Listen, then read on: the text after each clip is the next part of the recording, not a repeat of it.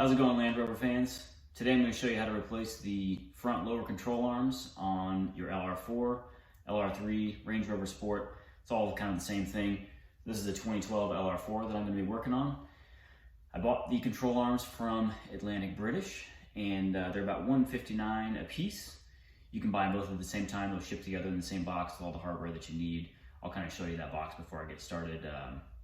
I'm going to put this into access height, and that's going to take some of the air pressure out of the airbags, and that just makes moving the control arms a little bit easier. I'll kind of show you all that as I work. So let's check out what's in the box. Let's see what we got in here. We got all the hardware that you need. These are Eccentric bolts. Land Rover says that you should replace these. It's just good practice to go ahead and replace them. The old ones are probably all rusted and gross anyway. Let's see, we got both of the control arms. Now you can replace just the bushings. I find it's easier, it's so much faster. In this case, these aren't that expensive at $159 a piece to just replace the whole control arm. They're quite heavy, but it's nice. You know, there's new paint on here, new ball joint, and there she is. So I'm gonna get the old ones off, and I'll kind of show you as I work. One quick thing that I want to show you, when we tighten down those inner control arm bolts, you want the car to be at its normal ride height.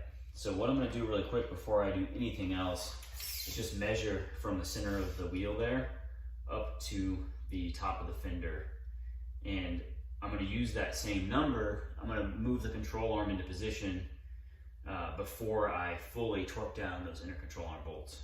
So just take this measurement. I'm going to write this down. This is 18¼ inch. You can see the Eccentric bolts there. Well, if we can get it in focus. We got one there. We got one right here. Now what I'm going to do is actually take a scribe. You can use a screwdriver, just something metal and kind of sharp. And I'm going to actually mark where those are. So there are, a little hard to see, but there are little indicator lines on there. And I'm just going to scribe that onto this plate right here, so that when I put the new ones on, I can line them up approximately so that the alignment won't be too far off. You will have to get in alignment after this. We've got to get this nut and bolt off right here for the shock and air spring. And then we've got a nut on the ball joint right here. So I'm going to crack all those off. Well, unfortunately, we have run into the problem with LR4 control arms. So the Eccentric bolt back here is seized to the bushing. And if you it's kind of hard to see, but you can see there's a lot of rust in there. So I've been wailing on the end of it to try to knock it out, but it is not moving. I've got it soaked with PB Blaster right now, but this is taking a lot of time. I have new control arms, so I'm just gonna cut this out. I'll show you what I do. I'm gonna use a Sawzall. You could use just a hacksaw blade. It would take a long time, but you might as well use some power with a Sawzall. I got the Sawzall here. This is a metal blade. Now everything else is still in place except the bolt for the strut. So my other bolt that I've actually gotten loose already, I know it's going to come out okay. So it is still in place, and then the taper joint is still in place. So just work slowly. This is not fun.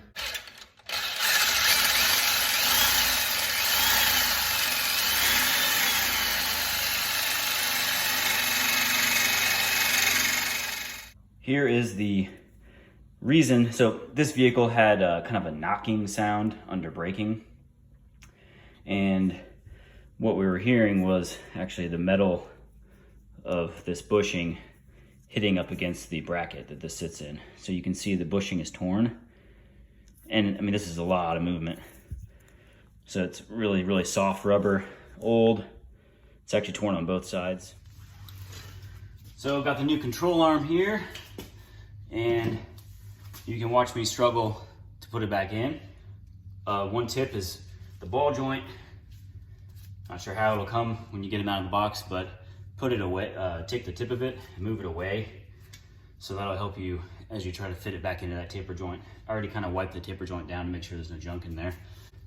This bushing, move it to the outside of the vehicle. Try to get it up in this area of, there's a little gap up there, and that'll help you guide it in. Front wheel is again turned with the front side toward the inside of the vehicle. It's not fun, these things are pretty heavy.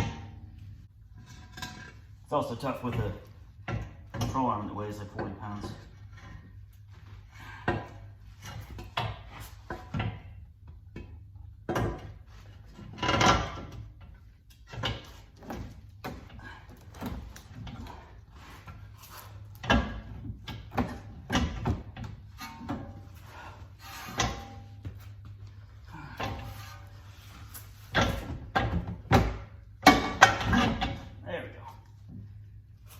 That's in.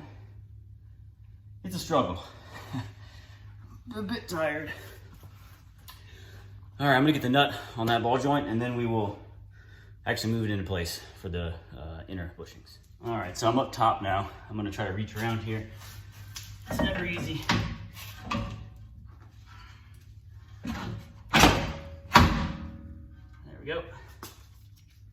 One thing I like to do before I put these in, just put a tiny bit of grease on. You can use anti-seize compound, but as you saw, these have a tendency to rust and seize inside of the bushing.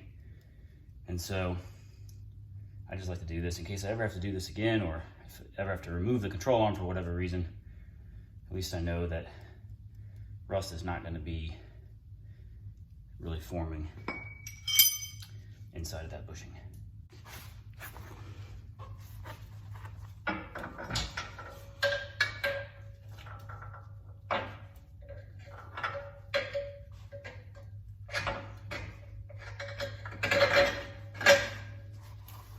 One in.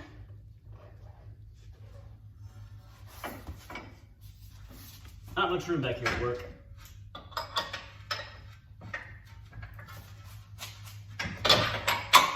Got the other one in. I got the jack underneath the wheel here, and when I measure, I just jack this up so that we get the 18¼ inch.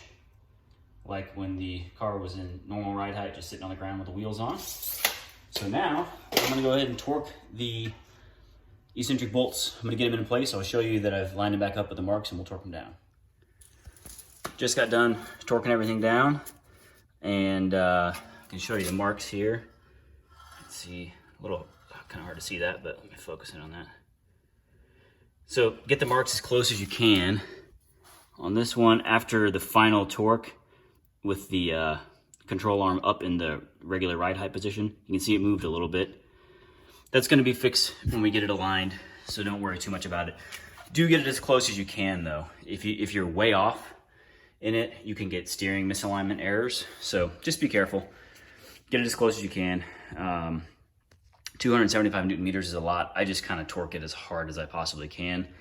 It's difficult when you're on jack stands to get a torque wrench under there. So I'm gonna start on the other side, and hopefully it will be a little bit easier than this one.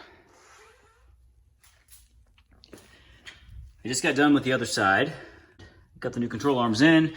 This side, there was no fuss. So the bolts up here came right out once I broke the nuts off. Thank goodness I didn't have to use the Sawzall anymore. Now, it's kind of a pain to get these off. It's a pain to actually separate, to kind of get this out of the hub here.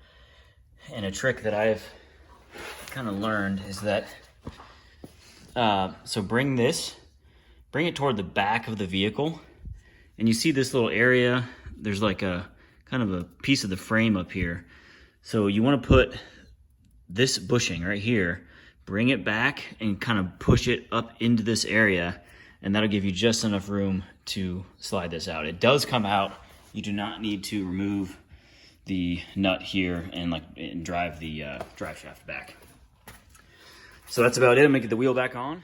Well, I just got done with everything, so I'm gonna start it up, raise it up, and then we'll take it for a test drive.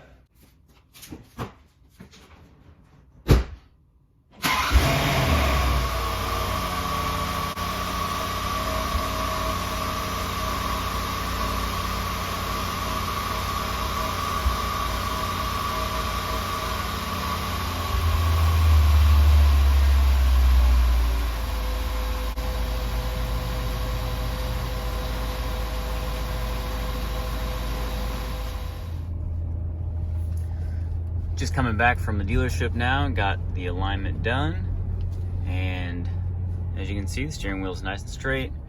We got no errors on the dash. All is well again. So hope you enjoyed the video. Hopefully it'll help you replace your control arms on your LR3, LR4, or Range Rover Sport. And as always, thanks for watching, guys.